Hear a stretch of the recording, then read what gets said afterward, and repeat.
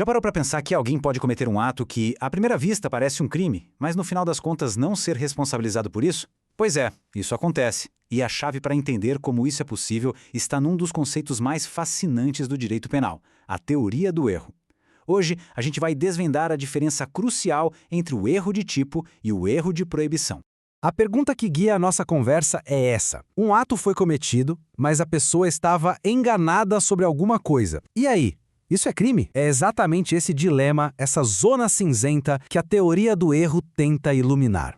Para a gente não se perder, preparei um roteiro simples. Primeiro, vamos entender o que é o erro no direito penal.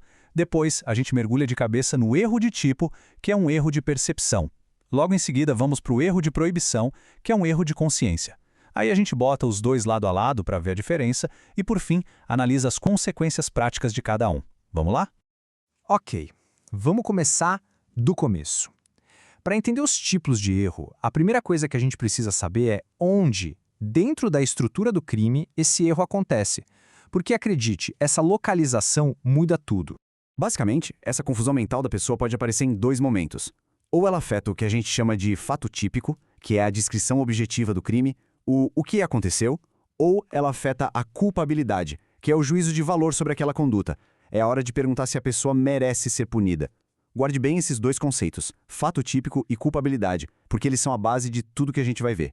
Vamos então para a nossa primeira categoria, o erro de tipo. Pensa nele como um erro de percepção, um engano sobre a realidade dos fatos, sobre o mundo material mesmo.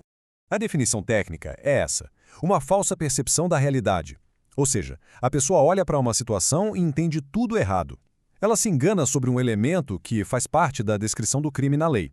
E o ponto central é esse. O erro é sobre os fatos. A pessoa simplesmente não sabe o que está fazendo de verdade. E a consequência disso é gigantesca, porque esse erro atinge em cheio o dolo, a intenção. Se a pessoa não tem consciência sobre o que faz, que é o elemento cognitivo do dolo, então não tem dolo. Simples assim. Olha esse exemplo clássico que deixa tudo super claro. A pessoa não queria furtar nada. O erro dela foi sobre um elemento do crime de furto, a coisa alheia. Ela achava de verdade que o celular era dela. A percepção da realidade estava totalmente distorcida. Agora, vamos virar a chave completamente. No erro de proibição, o problema não é com os fatos. O engano aqui é sobre a lei, sobre a permissão para agir daquele jeito. É um erro de consciência sobre o que é certo e errado perante a lei. Aqui o cenário é o oposto do anterior. A pessoa sabe exatamente o que está fazendo, ela conhece a realidade, o erro dela é achar que aquilo que ela faz é permitido por lei.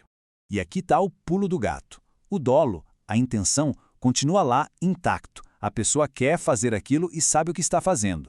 O que falta é outra coisa, a potencial consciência da ilicitude, ou seja, a noção de que aquela conduta é proibida. Por isso, esse erro não mexe com o fato típico, ele mexe com a culpabilidade, com a reprovação da conduta. Esse exemplo é perfeito. O turista sabe que está usando a droga. Não tem erro sobre o fato. O erro dele é sobre a regra, sobre a lei brasileira. Ele genuinamente acredita que a conduta dele é, ok, é permitida por aqui. Muito bem. Agora que a gente viu os dois separados, vamos colocar um do lado do outro. É agora que a diferença fundamental vai ficar cristalina.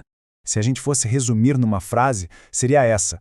No erro de tipo, a pessoa não sabe o que está fazendo. No erro de proibição, ela sabe o que faz, mas não sabe que não pode fazer. Essa tabela aqui é o mapa da mina.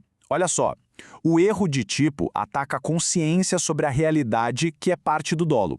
Sem isso, o dolo pode desaparecer e, com ele, o próprio fato típico. Já o erro de proibição ataca a potencial consciência da ilicitude, que é um elemento lá da culpabilidade. O fato típico e o dolo estão presentes, mas a conduta pode não ser reprovável. São dois mundos diferentes. Mas calma que não acabou. Não basta só identificar o tipo de erro. A lei faz uma pergunta crucial. Esse erro dava para ter evitado? Porque a resposta para essa pergunta define o que vai acontecer no final.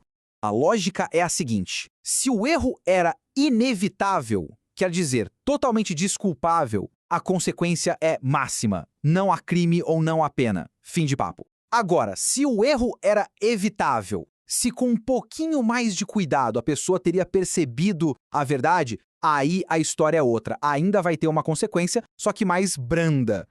Então, vamos resumir os resultados práticos. No erro de tipo, se for evitável, tchau dolo. Mas a pessoa ainda pode responder por culpa, se o crime tiver essa modalidade.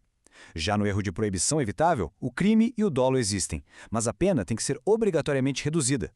São caminhos bem diferentes, né? Se tem uma coisa para sair daqui hoje com clareza total, é esta. Erro de tipo é um erro sobre os fatos, sobre o mundo real e afeta o dolo. Erro de proibição é um erro sobre a lei, sobre as regras do jogo e afeta a culpabilidade. Essa é a grande virada de chave de toda a teoria do erro.